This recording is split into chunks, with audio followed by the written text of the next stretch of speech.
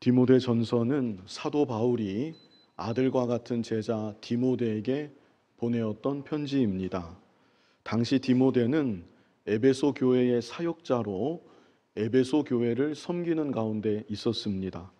그래서 사도 바울은 성령의 감동 가운데 젊은 사역자 디모데에게, 그리고 오늘날 우리들에게 어떻게 교회를 잘 섬겨야 하는지 너무도 중요한 진리를 이 서신을 통해 말씀하고 있는 것입니다. 특별히 본문에는 교회가 어떤 곳인지, 교회의 본질에 대한 중요한 진리가 기록되어 있습니다. 그래서 이 시간 교회의 본질이라는 제목으로 함께 은혜를 나누고자 합니다. 본문 14절 우리 다 같이 읽어보겠습니다. 내가 속히 네게 가기를 바라나 이것을 네게 쓰는 것은, 여기서 이것이 무엇을 가리키는 것일까요? 디모데 전서를 가리키는 것입니다. 사도 바울은 디모데가 있는 에베소 교회에 속히 방문하기를 바랬습니다. 그러나 이것을 네게 쓰는 것은, 어차피 방문할 계획이고, 그래서 디모데를 만나면 얼마든지 직접 말할 수 있지만, 그러기 전에 이것을 네게 쓰는 것은, 이 서신을 네게 쓰는 것은, 그 이유가 이어지는 15절에 있습니다. 우리 15절 같이 읽어보겠습니다. 만일 내가 지체하면 너로 하여금 하나님의 집에서 어떻게 행하여야 할지를 알게 하려 함이니 이 집은 살아계신 하나님의 교회요 진리의 기둥과 터니라. 디모데 전서의 기록 목적이 여기에 잘 나타나 있는 것이죠. 너로 하여금 하나님의 집에서 어떻게 행하여야 할지를 알게 하려 함이니. 그래서 제가 서두에 언급한 대로 디모데 전서는 당시 디모데만이 아니라 오늘날 우리들이 하나님의 집, 교회에서 어떻게 행하여야 하는지 구체적인 진리를 교훈하고 있습니다. 그런데 이 시간은 교회의 본질에 주목하려고 하는 것이죠. 교회의 본질이 무엇인가? 여기 15절 한 절에 교회의 본질을 나타내는 참 중요한 표현들이 여기 있습니다. 먼저 첫 번째는 하나님의 집입니다. 같이 따라해 주시면 좋겠습니다. 교회는 하나님의 집입니다. 여기 15절에서 사도 바울이 교회를 지칭할 때 제일 먼저 사용한 표현이 하나님의 집입니다. 여기서 집이라는 말은요, 건물을 뜻하는 것이 아니고 가정을 뜻하는 것입니다. 이 디모데전서 3장 그 앞에 부분을 보시면 3장 4절에 이런 내용이 있습니다. 자기 집을 잘 다스려 자녀들로 모든 공손함으로 복종하게 하는 자라야 할지며, 감독의 자격을 이렇게 말씀했는데요, 여기 자기 집이 나오죠. 자기 집을 잘 다스려. 여기서 집이 건물을 의미하는 것이겠습니까? 가정을 의미하는 것이겠습니까? 예, 가정을 의미하는 것이죠. 디모데전서 3장 12절에도 또 있습니다. 집사들은 한 아내의 남편이 되어 자녀와 자기 집을 잘 다스리는 자일지니. 여기에서도 집은 가정을 의미하는 것이죠. 마찬가지로 디모데전서 3장 15절에서 하나님의 집 할 때 집은 가정을 의미하는 것입니다. 가정이 어떤 곳입니까? 가족이 모여 있는 곳이 가정입니다.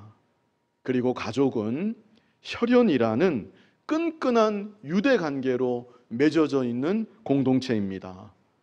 피는 물보다 진하다, 그런 말이 있죠. 그런 말과 같이 가족의 연은, 혈연으로 맺어진 가족의 연이라는 것은 쉽게 끊어지지 않는 것입니다. 그런데 교회는 하나님의 집, 다시 말해 하나님의 가정이라는 것입니다. 이것은 교회가 예수 그리스도의 보혈로 구속함을 받아 예수 그리스도의 보혈, 그 피로 맺어진 하나님을 아버지라 부르는 하나님의 가족 공동체라는 사실을 나타내주고 있는 것입니다. 이 시간 이 사실을 마음에 잘 간직해 두시기 바랍니다. 교회는 하나님의 집입니다. 내 아버지의 집입니다. 그리고 교회 안에 있는 모든 성도들은 예수님의 피로 맺어진 한 아버지 아래 모두가 한 가족인 것입니다. 그러므로 우리는 하나님 아버지를 다 함께 사랑해야 되는 것이고, 우리 안에서도 가족과도 같은 사랑이 있어야 되는 것이고, 그 사랑을 점점 더 풍성하게 이루어 나아가야 되는 것입니다. 디모데전서 5장 1절로 2절을 우리 다 같이 한번 읽어보겠습니다. 우리 같이 읽겠습니다. 늙은이를 꾸짖지 말고 권하되 아버지에게 하듯 하며, 젊은이에게는 형제에게 하듯 하고, 늙은 여자에게는 어머니에게 하듯 하며, 젊은 여자에게는 온전히 깨끗함으로 자매에게 하듯 하라.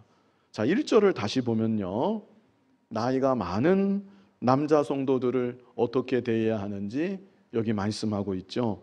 어떻게 대해야 합니까? 아버지에게 하듯 하며, 나의 아버지이시다, 실제 그렇게 생각하고 연세가 많으신 남자 성도들을 대해야 된다는 것이죠. 젊은 남자 성도에게는 어떻게 합니까? 형제에게 하듯 하고, 이어지는 2절은 여자 성도들에 대한 것입니다. 연세가 많으신 여자 성도들에게는 어머니를 대하듯 그렇게 대하고, 나이가 젊은 여자 성도들에게는 온전히 깨끗함으로 자매에게 하듯 하라. 온전히 깨끗함으로, 이 구절이 중요합니다. 조금의 욕심도 없는, 점도 없고 티도 없는 순수하고 깨끗한 마음으로 대하여야 한다는 것입니다. 이 말씀 그대로 욕심 없는 깨끗한 마음으로 나의 아버지, 나의 어머니, 형제 자매를 대하는 마음으로 서로가 서로를 대할 수 있는 그런 우리들이 더욱 되었으면 좋겠습니다. 요한일서 4장 19절을 보시면요, 또 사랑에 대해서 이런 말씀이 있습니다. 우리 잘 아시는 구절인데 같이 한번 읽어보실까요? 우리가 사랑함은 그가 먼저 우리를 사랑하셨습니다. 우리가 사랑함은 하는 것은 우리가 하나님 아버지를 사랑하고 그 사랑 안에서 다른 형제들을 사랑함은 그런 의미이죠. 우리가 그렇게 사랑함은 그가 먼저 우리를 사랑하셨습니다. 사랑의 시작을 여기 말하는 것입니다. 사랑의 시작이 누구였다는 것입니까? 하나님이셨다는 것입니다. 사실 내 안에는 사랑이 없습니다. 하나님을 사랑할 수가 없고 다른 형제들을 사랑할 근거가 내 안에는 없습니다. 그런데 시작이 하나님이셨던 것입니다. 하나님께서 그런 나를 먼저 사랑해 주셔서 그 사랑을 공급받은 내가 그 사랑의 힘과 원동력으로 비로소 하나님을 사랑할 수 있게 된 것이고 다른 형제들도 사랑할 수 있게 된 것입니다. 이게 중요합니다. 그렇기 때문에 내가 하나님의 사랑을 받았다는 사실이 정말로 믿어지는 사람, 그 사랑을 정말로 깨닫고 있는 사람, 그 사람이 하나님 아버지도 사랑할 수 있고 다른 형제들도 사랑할 수가 있는 것입니다. 겉으로만 보면 다 하나님을 믿고 다 하나님을 섬기는 것 같습니다. 그러나 교회 안에는 이 믿음의 차이에 있어서 천차만별의 차이가 있습니다. 어떤 분들은요, 하나님이 정말 계실까? 우리 안에 계실 수 있습니다. 그런 분이 하나님 정말 계실까? 예수님이 나를 위해 죽으셨다는데 정말 그런가? 나는 아직 잘 믿어지지가 않는다. 그런 분이 우리 안에 계실 수 있습니다. 반면에 예수님을 나의 주님으로 믿고 고백하면서 하나님을 나의 아버지라고 조금의 망설임도 없이 고백하는 분들도 우리 안에는 분명히 계십니다. 그리고 그런 분들 가운데도 하나님의 사랑을 깨닫는 정도에 있어서는 천차만별의 차이가 있다는 것입니다. 자, 그렇다면 제가 크게 세 부류만 한번 나누어 보겠습니다. 먼저는 교회 안에 아직 하나님을 잘 모르고 하나님의 사랑을 잘 깨닫지 못하는 분들. 두 번째는 하나님을 나의 아버지로 믿고 고백하면서 그 사랑을 어느 정도는 깨닫고 있는 분들. 마지막 세 번째는 하나님을 나의 아버지라고 믿고 고백하며 하나님의 사랑을 정말 풍성하게 깨닫는 분들. 이 세 부류 중에 누가 먼저 다른 형제들을 사랑해야 되겠습니까? 왜 대답을 안 하십니까? 예. 원리적으로 보든지 책임감으로 보든지 사명으로 보든지 하나님을 분명히 믿고 있는 사람, 하나님의 사랑을 분명히 깨닫고 있는 사람, 그 사람이 하나님의 집안에서 다른 이들을 먼저 그리고 더 많이 사랑해야 되는 것입니다. 제가 아는 어떤 분은 고3 때 아버지가 돌아가셨습니다. 그래서 그분이 대학 입학을 준비하고 있었는데 대학 입학을 포기하고 생활 전선에 들어가서 동생들이 중학교, 고등학교 졸업하기까지 동생들을 뒷바라지 했습니다. 큰형님으로서 힘을 다해 아버지의 그 사랑을 동생들에게 베푼 것이죠. 만약 그분이 나는 내 인생 산다, 나는 내 갈 길 간다 그러면서 그 나이 어린 밑에 동생들을 돌보지 않았더라면 그 집안이 어떻게 되었겠습니까? 하나님의 집, 교회 안에서도 영적으로 그런 분들이 반드시 있어야만 되는 것입니다.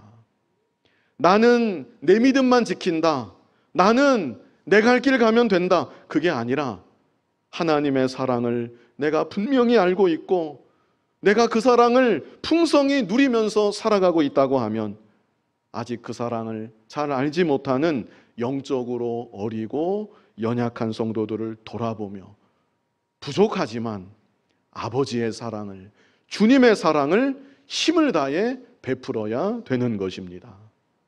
그럴 때 그 사랑 안에 하나님께서 은혜로 함께 하셔서 확신 없던 자가 확신을 갖게 되고 연약한 자가 양육이 되어서 점점 자라나게 되고 굳게 세워지는 생명의 역사가 일어나게 될 줄로 믿습니다.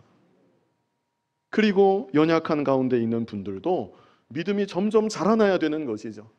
믿음이 점점 자라남에 따라 사랑을 계속 내가 받으려고만 하지 말고 내가 먼저 사랑하려고 힘을 다하고 점점 더 사랑을 베풀어가는 그런 우리들이 되어야 하는 것입니다. 그래서 첫 번째, 교회는 하나님의 집이다. 가족 공동체이다. 다시 말하면 사랑하는 공동체이다. 이렇게 생각할 수가 있겠습니다. 하나님의 사랑을 점점 더 깨달아 나아감으로 하나님 아버지를 더욱 사랑하고 우리 서로 간에도 사랑하는 하나님의 집을 잘 이루어 나아가는 저와 여러분이 다 되었으면 좋겠습니다. 교회의 본질 두 번째입니다. 교회의 본질 두 번째는요, 살아계신 하나님의 교회입니다. 어떤 교회라고요? 살아계신 하나님의 교회이다. 자, 15절을 다시 보시면요, 만일 내가 지체하면 너로 하여금 하나님의 집에서 어떻게 행하여야 할지를 알게 하려 함이니 이 집은 살아계신 하나님의 교회요. 교회에 대한 가장 기본적이고 중요한 진리가 이 안에 있습니다. 교회는 누구의 교회입니까? 하나님의 교회인데 살아계신 하나님의 교회인 것입니다. 이것은 교회의 주인이 누구이신지 우리에게 분명히 말씀해주고 있는 것이죠. 교회의 주인이 목사가 아닙니다. 교회의 주인이 장로님들도 아니고 교회의 주인이 모든 성도님들도 아닙니다. 교회의 주인은 하나님이십니다. 이 분명하고도 중요한 진리를 우리가 한순간도 잊어서는 안 될 것입니다. 너무나 안타깝게도 교회들 중에는 분쟁이 일어나는 그런 교회들이 있고 세상 법정에까지 가서 세상 믿지 않는 판사에게 판결을 듣는 그런 교회들이 너무나 서글프지만 이 간혹가다 있습니다. 그럴 경우 법정에서 세상 판사가 이 교회는 누구 것입니다. 이 교회의 지분은 재산권은 누구에게 더 많이 있습니다. 그렇게 판결하기도 하는 것이죠. 그러나 그것은 세상적인 판결일 뿐 교회는 오직 하나님의 것입니다. 교회의 주인이 하나님이시고 교회를 다스리시는 분도 오직 하나님이신 것입니다. 사도행전 20장 28절을 우리 다 같이 한번 읽어보시겠습니다. 여러분은 자기를 위하여 또는 온 양떼를 위하여 삼가라. 성령이 그들 가운데 여러분을 감독자로 삼고 하나님이 자기 피로 사신 교회를 보살피게 하셨느니라. 아멘. 여기 어떤 교회라고 했습니까? 하나님이 자기 피로 사신 교회, 그리스도의 보혈로 교회를 하나님의 것으로 사셨다는 것입니다. 그러므로 교회는 하나님의 뜻대로 순종해야 되는 것입니다.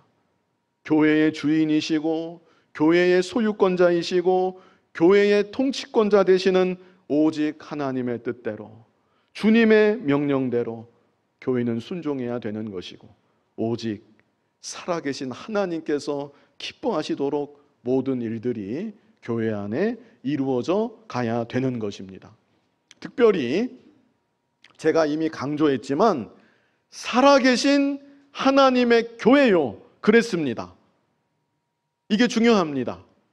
처음에는 누구든지 그래, 교회의 주인은 하나님이시지, 교회는 하나님이 다스리시지 그렇게 말할지 모르지만 어느 순간 하나님은 뒤로 가고 눈에 안 보이니까 하나님은 저편에 멀리 떠나가고 그 자리에 자기가 올라갈 수가 있습니다.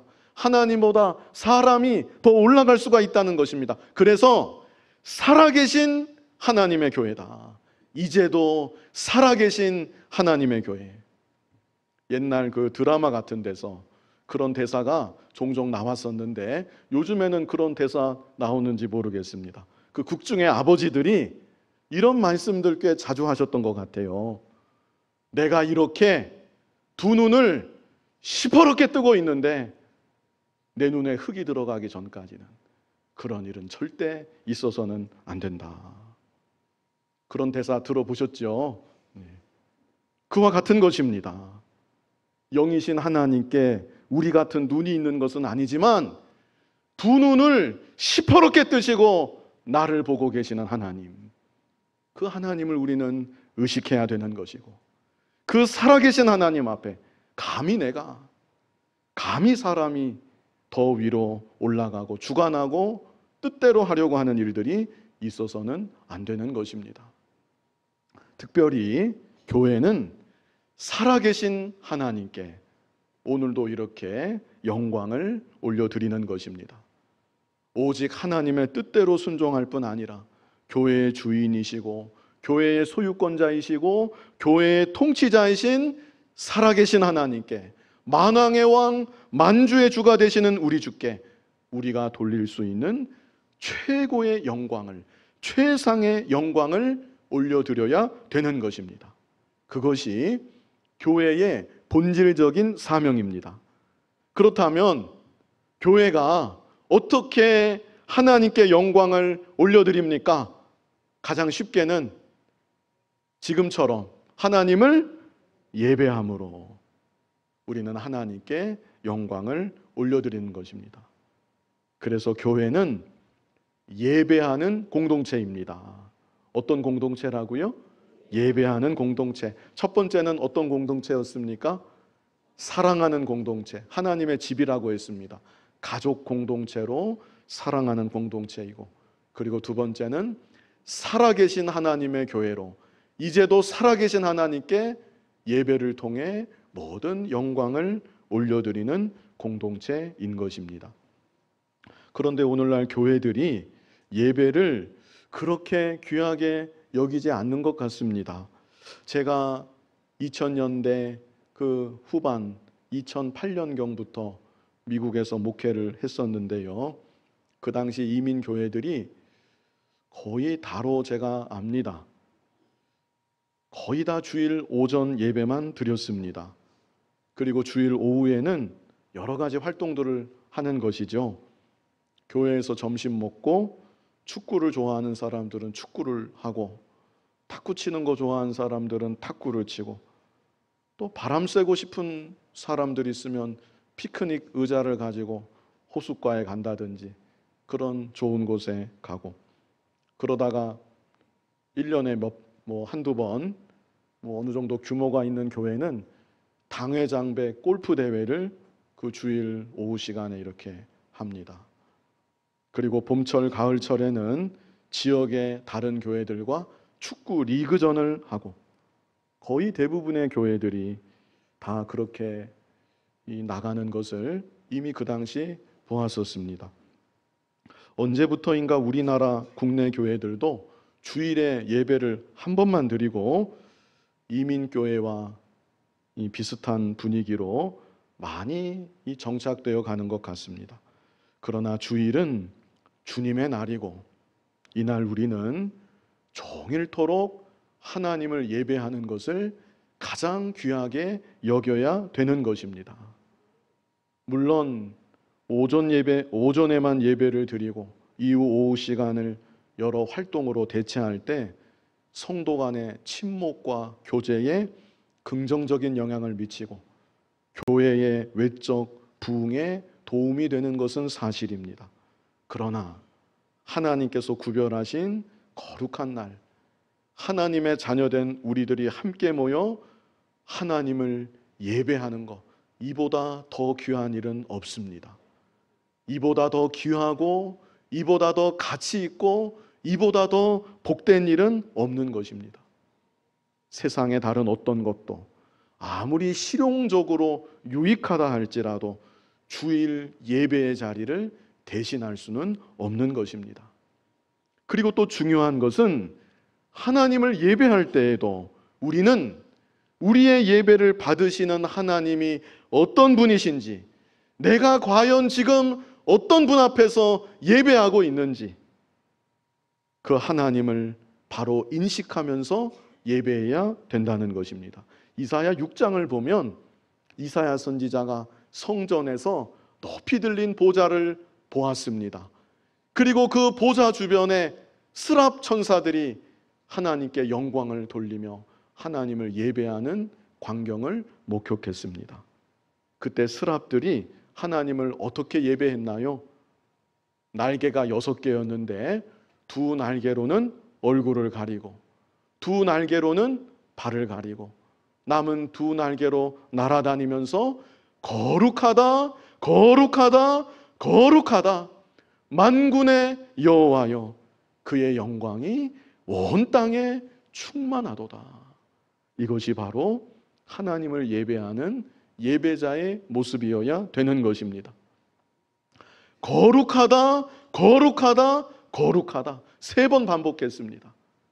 하나님은 사랑의 하나님이시지만 천사들이 하나님을 예배할 때 사랑이시다, 사랑이시다 하지 않고 거룩하다, 거룩하다, 거룩하다, 만군의 여호와여, 그의 영광이 온 땅에 충만하도다.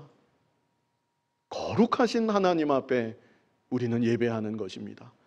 지존하신 하나님 앞에, 그 영광이 온 땅에 충만하신 살아계신 하나님 앞에 우리는 하나님을 예배하는 것입니다.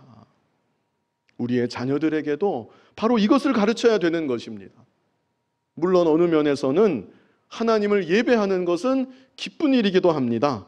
그러나 내가 기뻐하는 것보다 더 중요한 것은 내가 예배하는 하나님이 과연 어떤 하나님이신지 그 하나님을 바로 아는 것이 본질적으로 더 중요한 것입니다.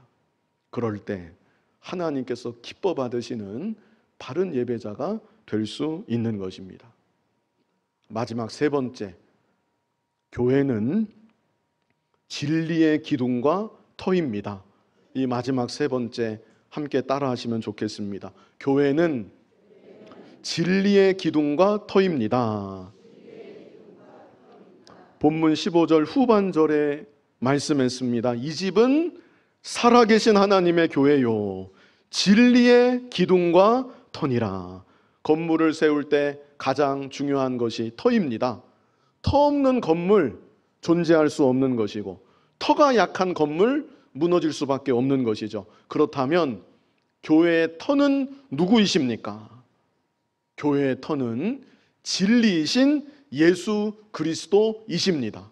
고린도전서 3장 11절을 우리 다 같이 한번 읽어보겠습니다. 이 닦아둔 것 외에 능히 다른 터를 닦아둘 자가 없으니 이 터는 곧 예수 그리스도라. 아멘. 그리고 예수님께서는 이 땅에 계실 때 하나님의 말씀이 또한 진리라고 직접 말씀하시기도 하셨습니다. 요한복음 17장 17절인데요. 한번 같이 읽어보실까요? 그들을 진리로 거룩하게 하옵소서. 아버지의 말씀은 진리니이다. 그래서 교회는 진리이신 예수 그리스도 위에, 그리고 진리의 말씀 위에 세워져 나아가야 되는 것입니다. 그런데 이 땅의 교회들이 사람들이 모여 있는 그런 모임이다 보니 다른 방법으로도 외형적으로는 어떤 좋은 모양을 갖추고 잘 세워지는 것처럼 세워질 수가 있습니다. 제가 이민 교회들에 대해 잠깐 말씀을 드렸었는데, 주일에 예배 한 번만 드리고 이런저런 활동들을 하는 교회들이 오히려 더 활기가 있고 외적으로도 성장하는 경우가 많이 있었습니다. 물론 그 안에도 하나님께서 역사하시는 바가 있다고 저는 믿습니다. 그리고 그들에게, 우리에게 없는 하나님께서 더 기뻐하실 만한 면도 있다고 저는 그렇게 생각을 합니다. 그러나 교회는 진리를 희미하게 붙잡은 채 세상의 여러 가지 방법들을 동원해서 성장만을, 외적인 성장만을 도모하는 공동체가 되어서는 안 되는 것입니다. 이 땅의 교회들은 하나님께서 주신 진리를 끝까지 파수하는 공동체가 되어야만 하는 것입니다. 그것이 본질적으로 더 중요한 것입니다. 교회는 진리의 터이기 때문에 그러한 것입니다. 요한계시록 2장과 3장을 보면 소아시아 7교회들에게 주시는 주님의 말씀이 있습니다. 그 중에 특별히 서문화 교회, 진리를 붙잡았던 서문화 교회에 주께서 어떤 말씀을 주셨는가? 요한계시록 2장 9절에 있는데요. 내가 내 환난과 궁핍을 알거니와. 서문화 교회는 환난 중에 있었고 궁핍 중에 있었습니다. 그러나 실상은 네가 부요한 자니라. 주께서 이렇게 서문화 교회를 칭찬하셨습니다. 반면에 풍성했던 교회, 번성했던 교회, 라오디게아 교회가 있었는데 라오디게아 교회를 향해서는 주께서 뭐라고 말씀을 하셨는가? 계시록 3장 17절인데요. 네가 말하기를 나는 부자라, 부요하여 부족한 것이 없다. 이게 라오디게아의 외적인 모습이었습니다. 그러나 네 곤고한 것과 가련한 것과 가난한 것과 눈먼 것과 벌거벗은 것을 알지 못하는도다. 교회의 머리이신 주께서 이 땅의 교회들을 바라보실 때 무엇을 그토록 간절히 원하시는 것인가? 진리를 견고히 붙잡고 파수하는 교회, 교회의 머리 되신 주께서 주님 재림하시는 그날까지 이 땅의 교회들의 모습이 그런 모습이 되어지기를 간절히 바라고 계신 것이죠. 그리고 교회는 진리의 기둥입니다. 기둥은 지붕을 떠받치고 건물을 지탱하는 중요한 역할을 하는 것이죠. 그런데 그런 역할만 하는 것이 아니고 나타내는 역할, 선포하는 역할도 합니다. 어디에 그런 구절이 있는가? 역대하 3장 15절로 17절 역대하 3장 15절로 17절 우리 다 같이 한번 읽어보겠습니다. 성전 앞에 기둥들을 만들었으니 높이가 35규빗이요 각 기둥 꼭대기의 머리가 5규빗이라 성소같이 사슬을 만들어 그 기둥머리에 두르고 석류 100개를 만들어 사슬에 달았으며 그 두 기둥을 성전 앞에 세웠으니 왼쪽에 하나요 오른쪽에 하나라. 오른쪽 것은 야긴이라 부르고 왼쪽 것은 보아스라 불렀더라. 솔로몬 성전에 두 기둥을 세웠습니다. 오른쪽 기둥에 이름을 붙였는데 어떤 이름을 붙였습니까? 야긴. 야긴의 뜻은요, 그가 세우신다, 하나님께서 세우신다, 이런 뜻입니다. 그리고 성전 그 왼쪽 기둥 이름은 무엇이라고 했습니까? 보아스. 보아스의 뜻은 여기 없나요? 보아스의 뜻이? 예. 역대하 3장 17절. 여기 보아스라는 뜻은 그에게 능력이 있다, 하나님께 능력이 있다, 이런 뜻입니다. 그런데 이 두 기둥은 성전을 바치기 위해서 세워진 기둥이 아니었죠. 이 기둥을 왜 이렇게 세우던 것입니까? 하나님을 향한 믿음과 고백을 나타내고 선포하기 위해 이 기둥을 세웠던 것입니다. 교회를 가리켜서 진리의 기둥 하는 것은 진리 위에 교회가 세워져 나아갈 뿐 아니라 진리를 파수하는 공동체, 그리고 진리이신 예수 그리스도를 나타내고 참 진리의 말씀을 널리 선포하는 공동체, 이것이 교회의 본질이고 중요한 사명이라는 것을 우리에게 알게 하고 있는 것입니다. 우리 교회가 앞으로도 진리를 파수하고 진리를 널리 선포하는 공동체가 더욱 되어지기를 바랍니다. 이 시간 교회의 본질, 이런 제목으로 성경 여러 곳에 찾아볼 수 있지만 특별히 디모데전서 3장 15절에 있는 교회의 본질 3가지를 우리 이 시간 보았습니다. 첫 번째, 교회의 본질은 무엇입니까? 하나님의 집, 하나님의 가족 공동체. 그래서 어떻게 하는 공동체가 되어야 합니까? 사랑하는 공동체. 두 번째, 교회의 본질 무엇입니까? 살아계신 하나님의 교회, 교회의 주인, 교회의 소유권자, 교회의 통치권자 다 하나님이신 것이고, 그래서 교회는 하나님의 뜻대로 순종하고 살아계신 하나님을 높이는, 하나님을 예배하는 공동체가 되어야 하는 것입니다. 마지막 3번째는 진리의 기둥과 터, 진리를 파수하고 선포하는 공동체.